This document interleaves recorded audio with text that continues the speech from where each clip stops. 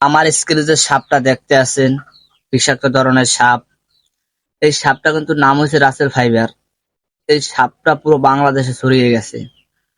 সবাই সতর্ক হয়ে যাবেন যে এই সাপটার কাছে কেউ যাবেন না।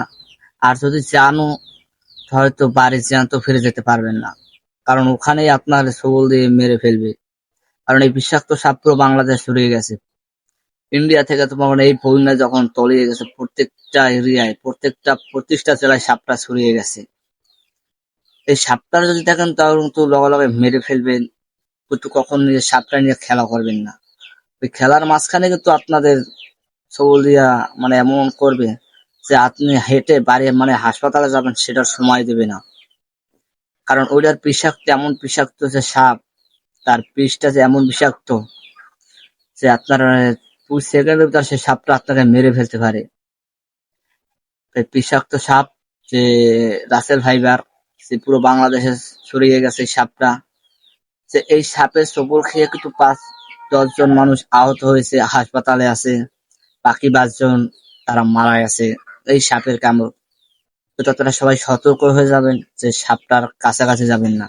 আর আপনাদের বাড়ি যদি কোনো বাচ্চা আপনার থাকে তাদের সাবধানে রাখবেন, কারণ যে সাপটার বিষাক্ত সাপ, কাকে কোন সময় কামড় দিয়ে বসে তা নাই ঠিক। সেই সাপটা যদি আশেপাশে দেখেন, আপনাদের ঘরের চারপাশে যদি দেখেন, সাপটাকে মেরে ফেলবেন। কারণ এই সাপটা কিন্তু বিষাক্ত সাপ, যে সাপটা কাউকে ক্ষতি করবে তেমন না, শুধু যাকে পাবে তাকে ছোবল দেবে, আর কাছে যাবেন না।